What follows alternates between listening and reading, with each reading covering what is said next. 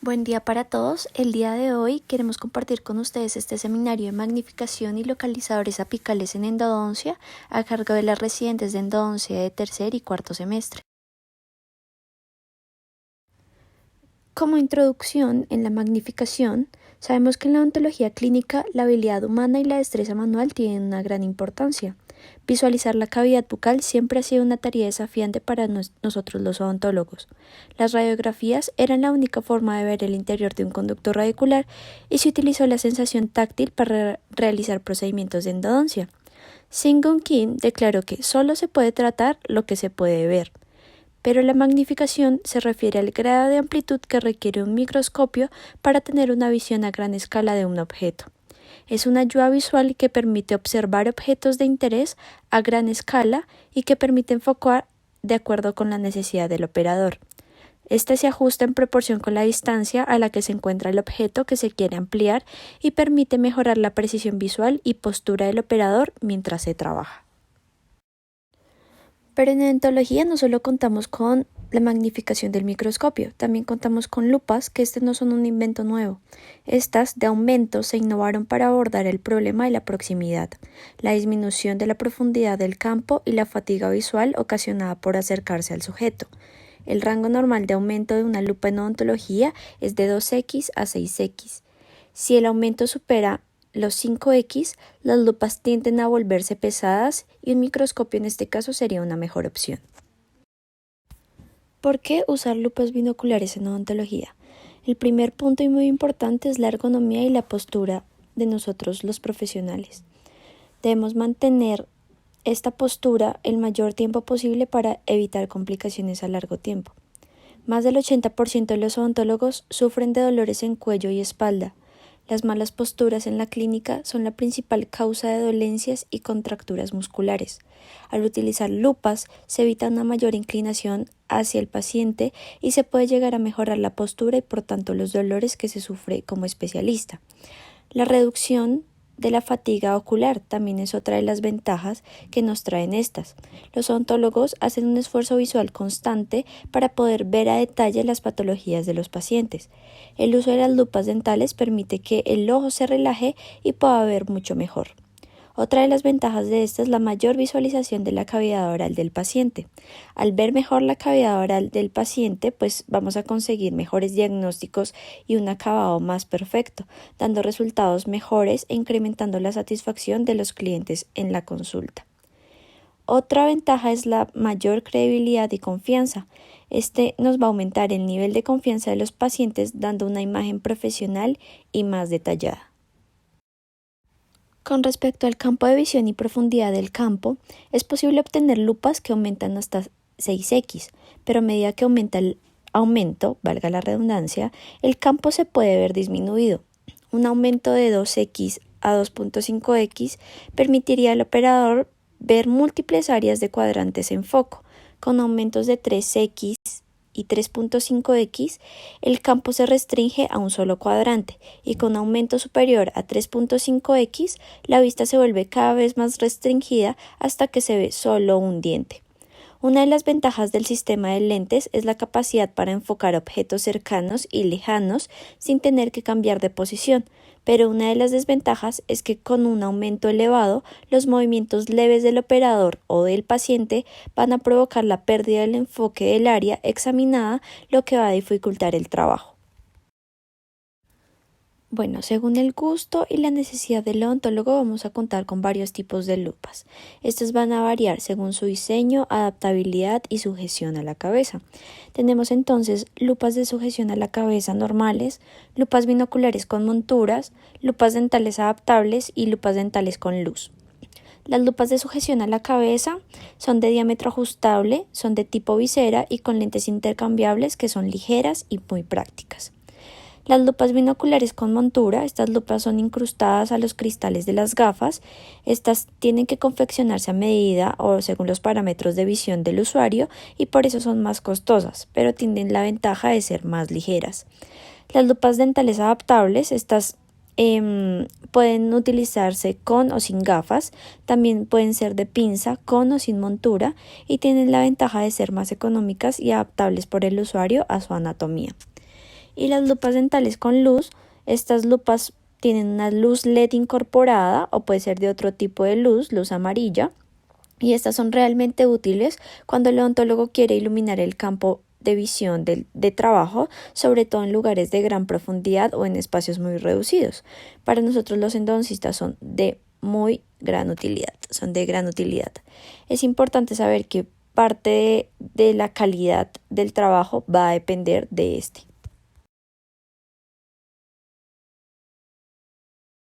De acuerdo a las diferentes construcciones ópticas, tenemos diferentes tipos de lupas. Las lupas galileanas también se conoce como el sistema óptico de lentes múltiples. Se produce una imagen de visualización ampliada con una distancia de trabajo entre 11 a 20 pulgadas, o sea, de 28 a 50 centímetros. Está compuesto por dos lentes, un lente de ocular cóncavo y un lente de objetivo convexo. En la lente de ocular tiene mayor resistencia que la lente de objetivo. El rango práctico está limitado a 3.5x o menos. Todos los sistemas producen un efecto de halo en la periferia del campo visual que en algunos casos puede resultar un poco molesto. Y también contamos con lupas prismáticas o cleperianas. Estas son el tipo de aumento de lupa ópticamente más avanzado de la era actual. Se les llama prismas de techo o de Schmidt, ya que un prisma se fija en la parte superior. Estos proporcionan la más alta calidad óptica disponible en la actualidad y utilizan prismas refractivos, que son telescopios con trayectorias de luz complicadas que van a proporcionar un aumento de hasta 6x, por lo tanto van a proporcionar una distancia de trabajo más larga. Como desventajas de estas lupas prismáticas, tenemos que son unas lupas más pesadas, tienen barriles más largos y son comercialmente más costosas que las lupas galileanas. Ventajas de las lupas frente al microscopio operatorio. Estas son de menor tamaño, por lo que ocupa menos espacio, siendo más fácil de guardar, de transportar y de usar. Estas no requieren un entrenamiento, pues ya que son más fáciles de usar.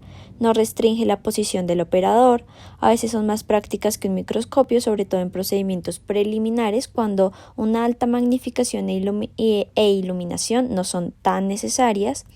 El mantenimiento pues es mínimo y más económico y son más baratas que un microscopio. Desventajas de las lupas. La visión estereoscópica, o sea de relieve, no es posible con las lupas, por lo tanto no hay percepciones de profundidad. La magnificación solo es práctica hasta 5x. Para una mayor magnificación, el microscopio pues es la mejor opción. Las imágenes se desestabilizan con los movimientos de cabeza.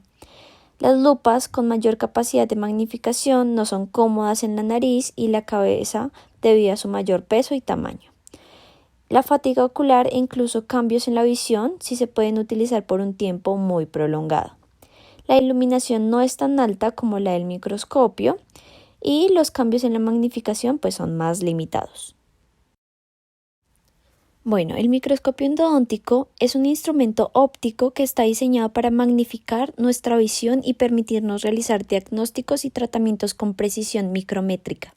Esto nos da la oportunidad de mejorar la calidad de nuestros procedimientos y realizar una odontología extremadamente conservadora en el diente. A través de su visión mejorada, ha contribuido en gran medida a mejorar el tratamiento de endodoncia quirúrgica y el tratamiento endodóntico convencional. Hablando un poquito sobre la historia del microscopio, en 1590 dos ópticos holandeses, Zacharias y Hans Jensen, construyeron el primer y primitivo microscopio mediante la alineación de dos lentes dentro de un tubo deslizante. En el 1848, Carl Zeiss revolucionó la elaboración de los lentes, convirtiendo a estos en previsibles y estandarizados, llegando a ser el primer microscopio de alta calidad. En 1953 se comercializó el primer microscopio binocular por la campaña de Carl Zeiss. La necesidad de ver más y mejor llevó a la aparición del microscopio operatorio en medicina en 1957. Los otorrinos fueron los primeros que lo usaron y rápidamente se extendió su uso a otras especialidades como la oftalmología, neurocirugía, cirugía plástica y microcirugía en general, siendo actualmente su uso generalizado. A finales de los años 70 se encuentran las primeras publicaciones en la literatura científica sobre la aplicación del microscopio óptico en endodoncia quirúrgica y no quirúrgica por endodoncistas europeos y americanos, como Baumann, quien en 1977 publicó el primer artículo que alertaba de los beneficios que representaba para la odontología operar con microscopio. En 1978, Apotker y Jacob, anudados sus esfuerzos, produjeron un microscopio óptico dental que fue comercializado en 1981 por la casa de Dentiscope. Era un equipo probablemente configurado pobremente, ergonómicamente difícil de usar e inadecuadamente balanceado, con binoculares rectos y larga distancia focal de 250 milímetros. A pesar de ser empleado en cirugías endodónticas e incluso en algunas universidades como Harvard, su uso siguió siendo escaso durante la década de 1980 y principios de los 90. Hume y Graves, en 1983, describen el uso del estereomicroscopio como en un equipo de 6 de piso, con una cámara incorporada que, a pesar de sus limitaciones, logra evaluar la mucosa oral y los tejidos duros in vivo en busca de patologías. Sin embargo, la literatura no refiere múltiple o gran aceptación en relación a sus beneficios en la odontología clínica. En 1992, Carr induce al mercado un microscopio operatorio de múltiples poderes, ergonómicamente configurado para endodoncistas, permitiendo su fácil utilización en casi todos los procedimientos endodónticos.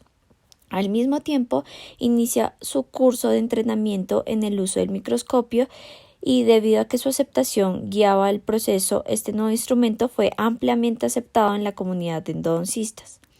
En 1995 hubo un aumento evidente del uso del microscopio óptico por endodoncistas que fue provocado en gran medida por la proliferación en la década de los 90 de numerosos ámbitos disponibles comercialmente adecuados para el uso en consulta. En el 95, la Asociación Americana de Endodoncia recomendó que la formación microscópica se incluiría en los nuevos estándares de acreditación para programas avanzados de educación en la especialidad de endodoncia. En la reunión de comisión de enero de 1996 se aprobó la propuesta sobre las nuevas normas, lo que hace el entrenamiento en microscopía obligatoria, entrando en vigor en enero de 1997. En 1999, Gary Carr introdujo un microscopio que tenía óptica galileana y que estaba configurado ergonómicamente para la odontología. Ahí empezó el principio óptico del microscopio dental. La óptica galileana y la óptica paralela permite al observador enfocar al infinito, aliviando la fatiga visual. Partes del microscopio. La estructura de soporte debe montarse en el piso, el techo o la pared para garantizar la estabilidad del microscopio. La disminución de la distancia entre el punto de fijación y el cuerpo del microscopio aumentará esta estabilidad. El montaje en el suelo es preferiblemente en entornos clínicos con techos altos o paredes distantes. El cuerpo del microscopio es el elemento más importante y consta de oculares, binoculares, el factor de cambio-aumento y la lente de objetivo. La primera parte es el ocular. El objetivo de este es ampliar la imagen y es la función más importante del microscopio. El poder ocular determina el aumento. Los oculares suelen estar disponibles en potencia de 10x hasta 20x. Para ajustar la acomodación del cristalino de los ojos, la configuración de dioptrías debe oscilar entre -5 y +5. El binocular. Están disponibles con tubos rectos inclinados o inclinables con posibilidad de sujetar los oculares. El cambiador de aumento se encuentra dentro de la cabeza del microscopio y está disponible como cambiador manual de 3, 5 o 6 pasos o como cambiador de zoom motorizado. La lente objetivo es el elemento óptico final y su distancia focal determina la distancia de trabajo entre el microscopio y el campo quirúrgico.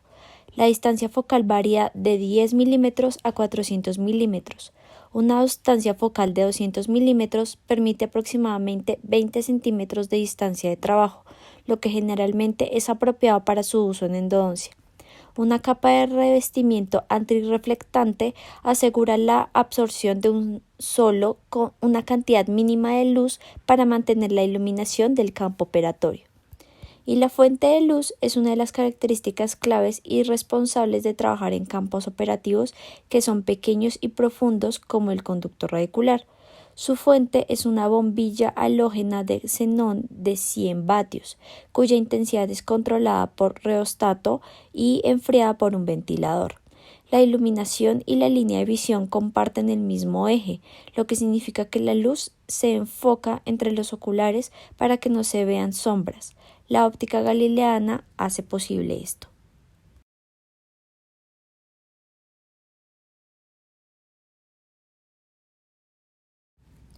Aumentos del microscopio operatorio. El microscopio operatorio permite distinguir detalles que van más allá de la resolución del ojo humano.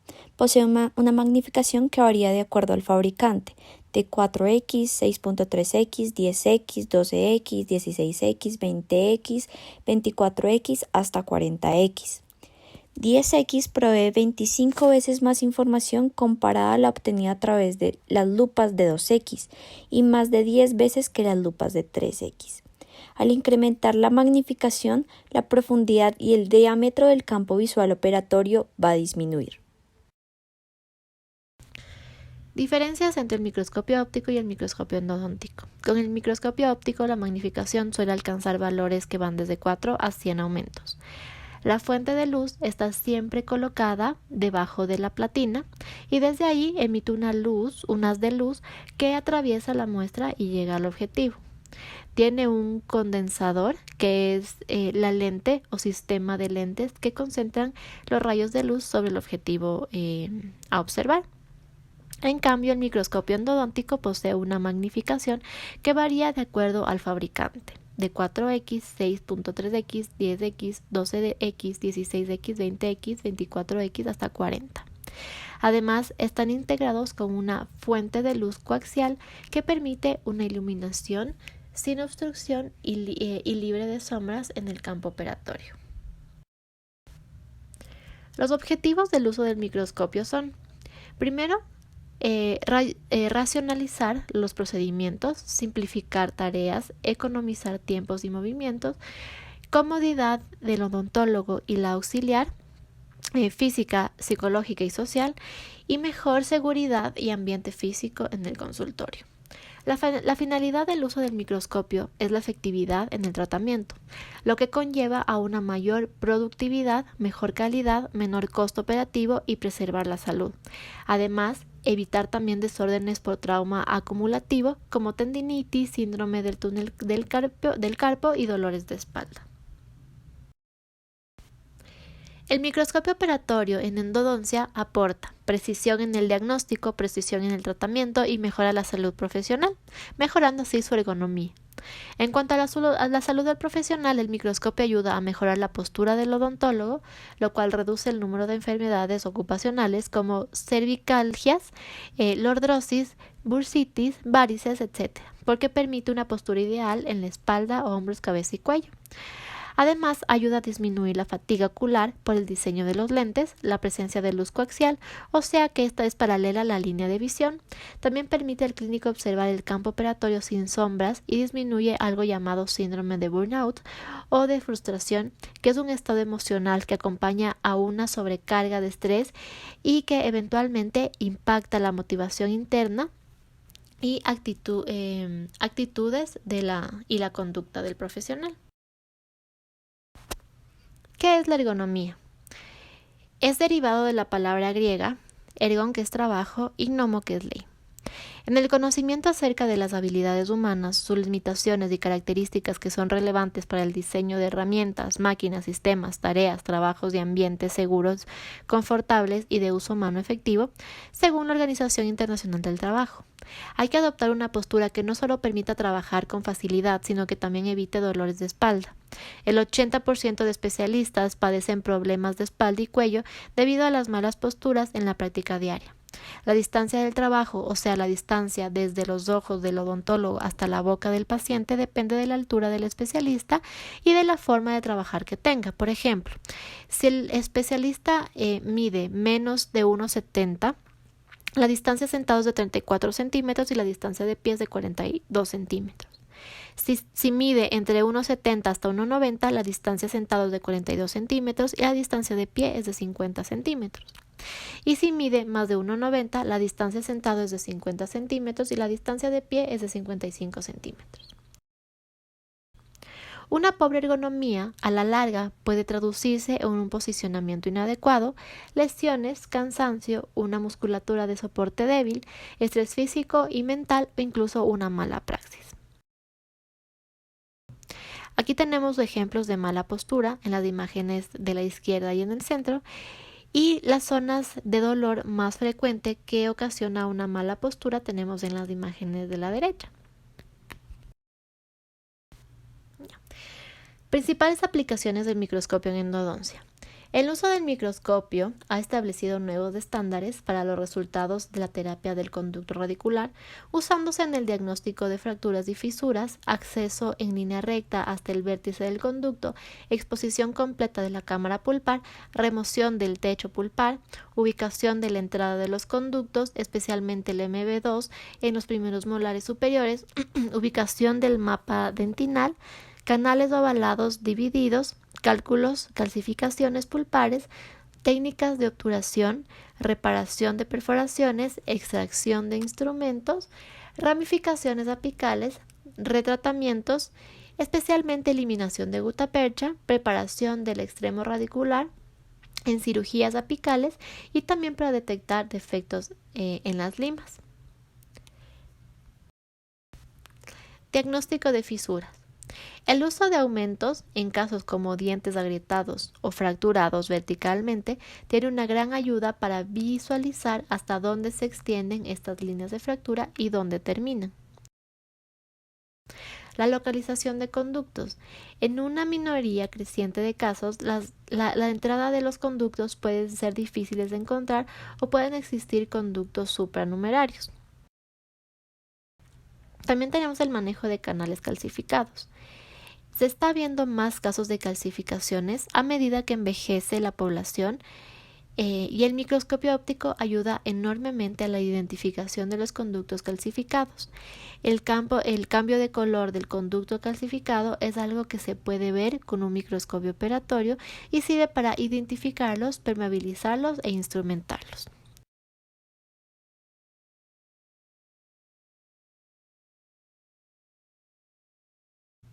También tenemos el manejo de variaciones anatómicas especiales.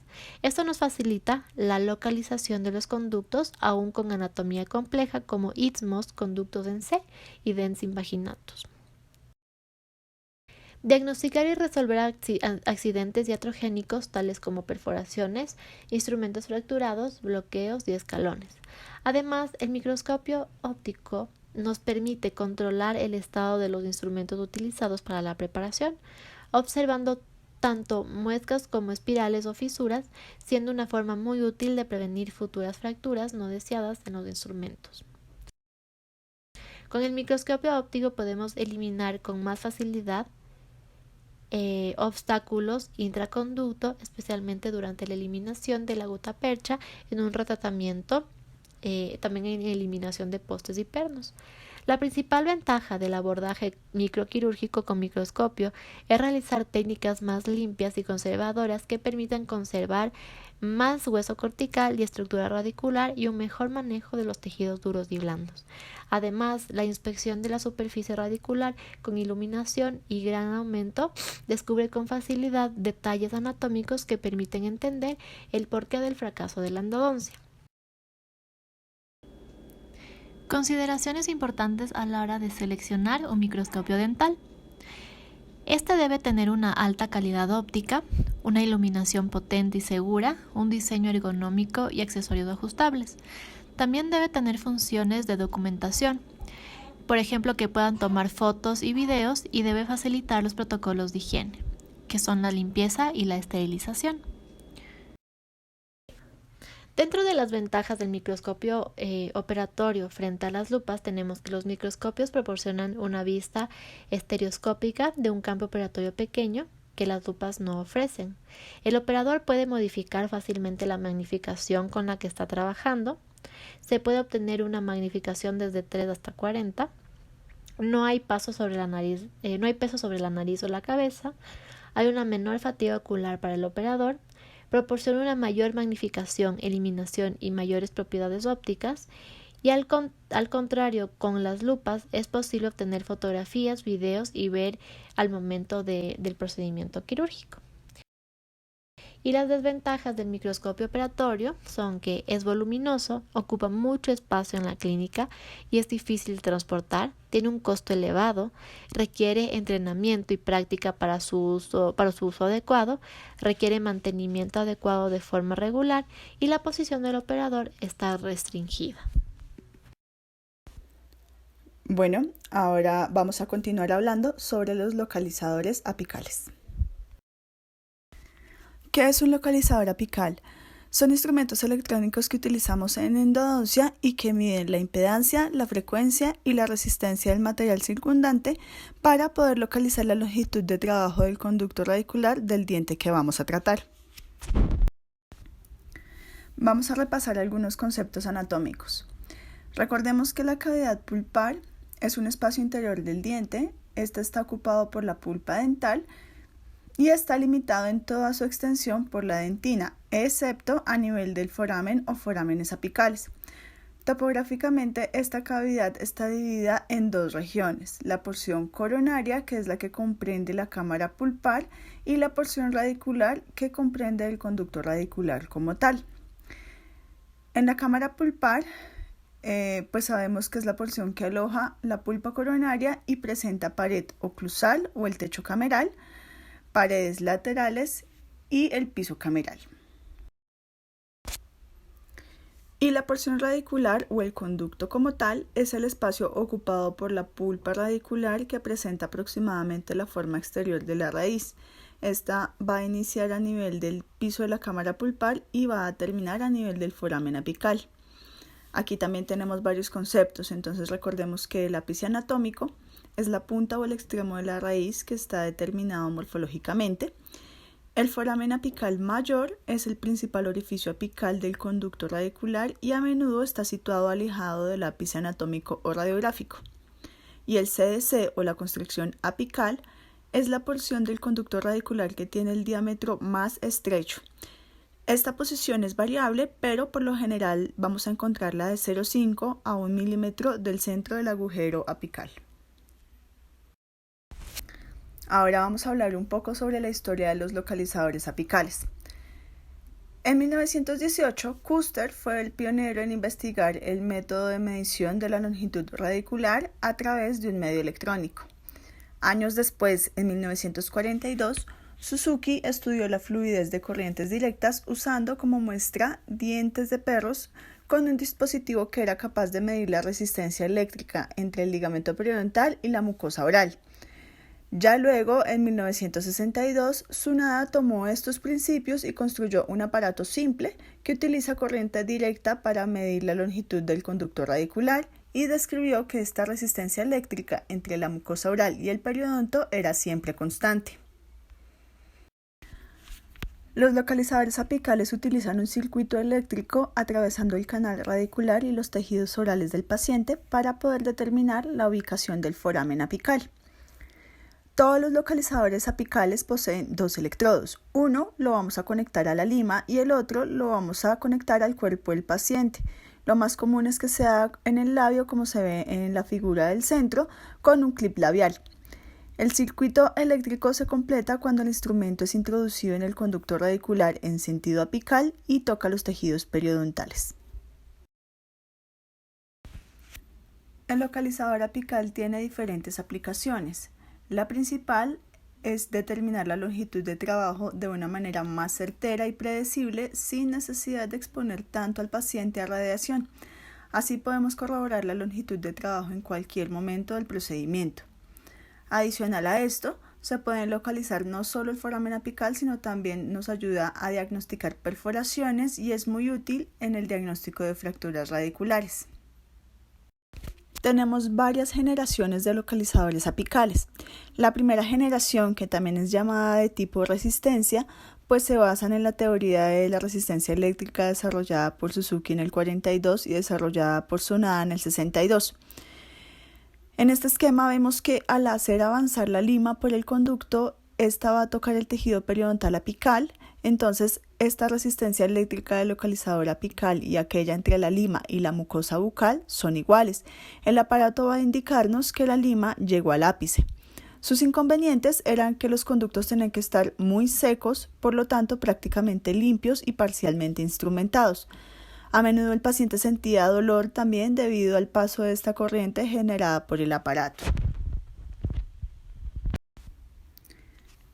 Después, en los años 80, aparece el endocáter. Este hace parte de la segunda generación de localizadores de tipo impedancia, los cuales detectaban el decremento súbito de esta en la constricción. Medían conductos húmedos gracias a que tenían un capuchón de plástico colocado en unas sondas especiales que tenían teflón, pero estas se deterioraban, se pelaban y se trababan en la entrada del conducto. También hacía parte de esta generación el Sono Explorer, que emitía sonidos y que cuando sonaba 2 veces nos indicaba que se llegaba al ápice. En los años 90 surgieron los de tercera generación o los de doble frecuencia, pues utilizaban precisamente 2 frecuencias eléctricas distintas. El Root ZX en esta época fue el de moda, pero también estaban el Just 2 y el Lendex. Luego ya aparecen los de cuarta generación. Estos van a medir múltiples frecuencias, las pantallas ya son a color, se hacen más bonitos o estéticos e incluso se comienzan a diseñar un poco más pequeños, como es el caso del Propex Pixie. Luego llegamos a los localizadores de quinta generación. Estos son los que actualmente utilizamos más. Suelen ser de fondo negro, tienen gráficos a color. Aquí, por ejemplo, tenemos el localizador de BW y de Woodpecker. Este de Woodpecker tiene varias versiones. No obstante, algunos equipos como estos de sexta generación tienen, por decirlo de alguna manera, un 2 en 1, dado que en un solo equipo tenemos los motores rotatorios para instrumentación junto con el localizador, como por ejemplo el de Woodpecker o el de Dentsply.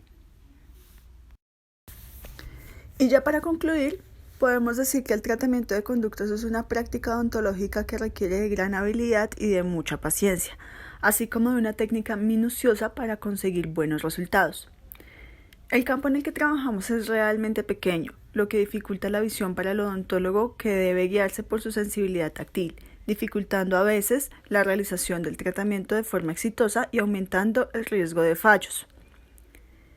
Es por eso que hoy en día es importantísimo el apoyo de los avances tecnológicos, el uso de técnicas de magnificación que nos ayudan a realizar este tratamiento de forma más fácil y el uso de localizadores apicales para optimizar el tiempo y la calidad de los tratamientos endodónticos.